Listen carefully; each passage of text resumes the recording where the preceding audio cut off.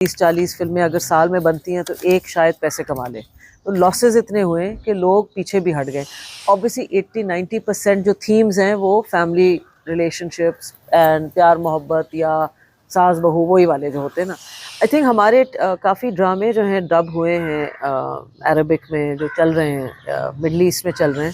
Social media ने बहुत contribute किया है उसकी रीच बढ़ाने में। तो आपका पाकिस्तानी डायस्पोरा, इंडियन ऑडियंसेस भी पाकिस्तानी ड्रामा देख रहे हैं। तो नादान एक पार्ट ऑफ 3 एपिसोड्स की 3 ड्रामों की सीरीज़ थी जो सुल्ताना सिद्दीकी हम टीवी का ब्रेन चाइल्ड था। उन्होंने सोचा कि इतना कुछ जो हो रहा है टीवी पे, क्यों नहीं मैं एक सोशल इश्यूज़ पे महदूद एपिसोड्स के साथ एक कहानी बताऊं जो आजकल के जो इश्यूज़ हो रहे हैं माशरे में उनको रिफ्लेक्ट करे। सो नादान ऐसा था। उसमें उसका थीम था मॉब मेंटालिटी का और फेक पीरों का। तो आई नो कि लोग उनकी व्यूअरशिप उतनी नहीं होती जितनी ऑब्वियसली आपके सास बहू और प्यार मोहब्बत वाले सीरियल्स होते हैं, बट इवन अगर 1-2 मिलियन लोगों ने देख लिया तो काफ़ी आई थिंक अच्छी बात है। ऑडियंस देखें, ऑडियंस डिपेंड करता है कि इवन डिजिटली ऑडियंस क्या देखना चाह रही है। ऑब्वियसली आपके जो रिसेंट सक्सेसेस हुए, कभी मैं कभी तुम या नूर जहां, या अभी जो इतने सारे बहुत अच्छे जा रहे हैं, उनकी अगर आप डिजिटल व्यूअरशिप देखें यूट्यूब पे मिलियंस एंड मिलियंस, राइट। लेकिन सोशल वाले थीम्स वाले ड्रामे are less, but that doesn't mean कि नहीं बनने चाहिए, क्योंकि ये दुनिया में ऐसा है कि जो पैसा लेट्स से मार्वल सीरीज़ या स्टार वॉर्स कमाएगी वो छोटी इंडिपेंडेंट फिल्म सीरियस टॉपिक पे नहीं कमाएगी। दैट्स नॉट सिर्फ पाकिस्तान का इशू, ये वर्ल्ड वाइड है। बट लोग फिर भी देख रहे हैं, मैं यही कह रही हूँ, अगर 2-3-4 मिलियन लोग भी देख रहे हैं तो वो काफ़ी अच्छी बात है, तो कम नहीं है लोग। ये पाकिस्तानी ड्रामे का हर साल एक सवाल होता है, बट आई फील कि इस दफ़ा 3-4 सालों में जो सक्सेस हुआ है वर्ल्ड वाइड और डिजिटली, आई थिंक मेन इसका रीज़न है कि इंटरनेट, यूट्यूब, सोशल मीडिया ने बहुत कंट्रीब्यूट किया है उसकी रीच बढ़ाने में। तो आपका पाकिस्तानी डायस्पोरा, इंडियन ऑडियंसेस भी पाकिस्तानी ड्रामा देख रहे हैं। अब मसला जो पाकिस्तानी ड्रामा का ये है कि ऑब्वियसली 80-90% जो थीम्स हैं वो फैमिली रिलेशनशिप्स एंड प्यार मोहब्बत या सास बहू वही वाले जो होते हैं ना। लेकिन फिर भी 5 से 6% डिफरेंट टॉपिक्स पे बन भी रहे हैं, चाहे वो एक्शन थ्रिलर्स हो जाएं या सोशल इश्यूज़ पे हो जाएं। तो मसला सिर्फ आई थिंक लोग ज़्यादातर रेटिंग्स पे, ऑब्वियसली चैनल्स डिपेंड करते हैं कि एक चीज़ अगर हिट हो गई तो फिर ऑब्वियसली इसी तरह के थीम्स आप बनाते जाओ, because at the end of the day धंधा ही है, बिजनेस है, आपने चैनल्स में पैसे कमाने हैं।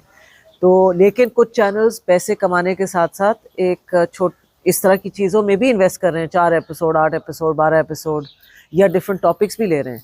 सो आई होप कि ये करते रहें और मे बी बैलेंस अगर 90-10% नहीं है तो 60-40 हो जाए। ये जो लंबे लंबे ड्रामे आजकल बन रहे हैं, ये सिंपली सिर्फ इसका एक रीज़न है, वो है फाइनेंस। के चैनल्स और प्रोडक्शन कंपनीज को जितने ज़्यादा एपिसोड बनते हैं उससे उनको रिटर्न्स उनके, या वो ब्रेक इवन या वो कुछ प्रॉफिट कमाते हैं, बिकॉज अब हर चीज़ महंगी हो गई है। तो उनकी रीजनिंग ये है कि 35 या 30 से कम हमें प्रॉफिटेबल ही नहीं है। अब प्रॉब्लम ये हो रहा है कि कुछ कहानियाँ नहीं हैं 35 एपिसोड्स की, कुछ कहानियाँ 13-14 ही एपिसोड की हैं। फिर ये कहते हैं कि नहीं लोग घुसते ही उस वक्त हैं जब लंबी एक चीज़ हो और लोग अटैच होते हैं, कि एक हैबिट बन जाती है कि 2 दफ़ा हफ्ते में हम देखेंगे। लेकिन 10-12 एपिसोड तो ख़त्म हो जाएंगे 3 हफ्ते में, तो लोग अटैच नहीं होंगे। तो एक्सक्यूज़ेस तो बहुत हैं। हम सीरीज़ से इस वजह से दूर हुए हैं कि पैसा, मैं हर चीज़ का प्रॉब्लम है पैसा कि वो सीरीज़ इन्होंने रियलाइज़ किया चैनल्स ने भी कि वो इतनी उनको रेटिंग्स और इतना कमा के नहीं देती, सिंपल इस वजह से नहीं बन रही। सेम विद टेलीफिल्म्स बहुत कम हो गई हैं, उनका रिटर्न नहीं है। हम इंडस्ट्री को बचा सकते हैं अगर हम ये 2-3 डिफरेंट जगहों से कुछ करना पड़ेगा, सिर्फ एक, क्योंकि एक अगर प्रोड्यूसर कहता भी है मेरे पास पैसे हैं, बट वो एक तो कहाँ कहाँ चलाए। सिनेमाज बहुत कम हो गए हमारे बेचारे, अभी एट्रियम भी बंद हो गया, कपरी भी बंद हो गया, तो देखने की जगहें भी कम हो गई हैं। दूसरा महंगी बहुत है, जो टिकट्स हैं बहुत महंगे, तो आपका नॉर्मल जो मिडिल क्लास इंसान नहीं अफोर्ड करेगा जब वो फैमिली के साथ जाएगा फिल्म देखने। थर्डली, इतनी फिल्में बन ही नहीं रही कि वो प्रॉफिटेबल हो सिनेमा ओनर्स के लिए, ना ही इन्वेस्टर्स के लिए। आप अनफॉर्चुनेटली हमारा जो हिस्ट्री रही है कि 30-40 फिल्में अगर साल में बनती हैं तो एक शायद पैसे कमा ले, तो लॉसेस इतने हुए कि लोग पीछे भी हट गए। हैविंग सेड दैट, लोग फिर भी बना रहे हैं, मतलब मैं जब भी सुनती हूँ ये फिल्म बन रही है, लोग कर तो रहे हैं बेचारी, कोशिशें जारी हैं, छोटी छोटी फिल्में लोग बना रहे हैं, बट वो एक कंसिस्टेंट होनी चाहिए क्वांटिटी। जितना आप ज़्यादा बनाओगे उतना लोग आएंगे, आप डालते जाओ, ताकि हैबिट इज़ वेरी इंपॉर्टेंट। लोगों को वो ही नहीं रहा कि हमने सिनेमा जाके फिल्म देखनी है। मैं कहूँगी आई थिंक पाकिस्तान की सिनेमा इंडस्ट्री को सेंसर ने नहीं मारा। सेंसर्स बोर्ड ऑब्वियसली एक अलग ही एक हाथी है, एक अलग घोड़ा है, जो भी कह लें उसको, उसके अलग मसाइल हैं, but I don't think cinema का जो जवाल आया वो सेंसर की वजह से आया, बिकॉज वो तो मैं बार बार ईरान की एग्जांपल, हालांकि ईरान की जो गवर्नमेंट है वो इतनी वो दबाती है उनके अपने पॉपुलेशन को, लेकिन वो सिनेमा इंडस्ट्री को इनकरेज भी करती है, और वहाँ एक से एक खूबसूरत फिल्में आ रही हैं, और उनका सेंसर बोर्ड ईरान का हमसे बहुत ज़्यादा स्ट्रिक्ट है।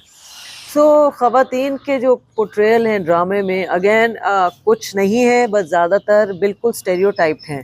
जैसे वो एक कैटेगरीज उनको दे देते हैं कि ये मजलूम लड़की है, या ये मॉडर्न लड़की है तो ख़राब है, तो ये ईवल जो है सास है, या तो उसमें लेयर्स नहीं डाले जाते जो इंसानों में होते हैं। हम लोगों में अच्छाई और बुराई दोनों चीज़ें, ये दो चीज़ आई थिंक 2-3 रीजंस होंगे। एक तो राइटिंग का एक है प्रॉब्लम, कि लोग मे बी कॉम्प्लेक्स या लेयर्ड, जिसे मैं कहती हूँ, कैरेक्टर्स को नहीं कंसीव करते हैं राइटर्स। दूसरा मे बी वो समझते हैं कि हम ब्लैक एंड वाइट रखेंगे तो ईजिली मैस जो पब्लिक है वो समझ जाएगी कि ये ऐसी है, ये ऐसी है, इतना उसको कॉम्प्लिकेट ही ना करो कैरेक्टर को, और उसमें इतनी मेहनत ना डालो, अगर वो ऐसी है तो ऐसी है वो। तो 2-3 या आई थिंक यही वजह मुझे लग रही है, और लेजीनेस जिसे कहते हैं राइटिंग में। और मे बी उनको तो लगता है कि क्योंकि रेटिंग्स आ ही रही हैं इस तरह के कैरेक्टर्स दे के, तो फ़र्क क्या पड़ना है कि हम इसको थोड़ी और मेहनत कर लें। तो पाकिस्तानी में OTT प्लेटफॉर्म, डिजिटल प्लेटफॉर्म हैं थोड़े से बेचारे जो बहुत स्ट्रगल कर रहे हैं। वजह ये है कि हमारी कौम पसंद नहीं करती पे करने की, because OTT channel survive subscribers से करते हैं, कि आप देंगे 300 रुपये 400 रुपये महीने में, तो फिर उनकी बेस बढ़ेगी, तो फिर वो अफोर्ड कर सकेंगे। मेन मसला यही है एक्चुअली, कि आप अगर मुफ्त में आपको मिल रहा है कि किसी का पासवर्ड शेयर कर रहे हैं, या इधर ऐसे ऐसे डाउनलोड कर रहे हैं टॉरेंट से, तो फिर कैसे आपकी इंडस्ट्री OTT प्लेटफॉर्म की बढ़ेगी? नहीं बढ़ेगी। फरार बेसिकली इंस्पायर्ड थी, एक टेलीफिल्म मैंने की थी, बहुत ज़माना हो गया, 3 दोस्तों के बारे में। उससे मेन आइडिया इंस्पायर उसी से हुआ था कि 3 लड़कियों की कहानियाँ होंगी, लेकिन ये जो है सीरीज़ जो 6 एपिसोड की है वो बिल्कुल मुख्तलिफ है उससे। बट इंशाल्लाह उम्मीद है कि ZEE5 कहीं ना कहीं इसको रिलीज़ कर दे, बिकॉज मेरी ये एक पर्सनल फेवरेट सीरीज़ है, और बहुत मज़ा आया था करके। तो आई होप जल्दी इस साल इंशाल्लाह लोग देख लें। इसमें 3 दोस्तों का है, एक सरवत गिलानी है जो एक सैलून चलाती हैं और विडो हैं, और उनका एक बेटा है। फिर इसमें है मरियम सलीम जो इन्फ्लुएंसर हैं, और बेसिकली वो सोशल मीडिया पे होती हैं। और थर्ड इसमें महा हसन है जो एक एथलीट है, जो ट्रेन कर रही है पाकिस्तान का रीजनल एथलेटिक चैम्पियनशिप्स के लिए।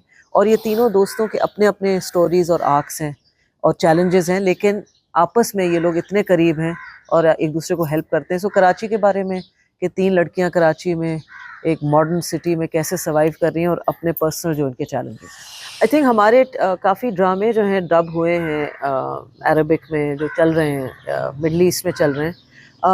I am not sure China या इधर उधर भेजें, तो ड्रामे तो आई नो कि डब हुए कुछ लैंग्वेजेस में।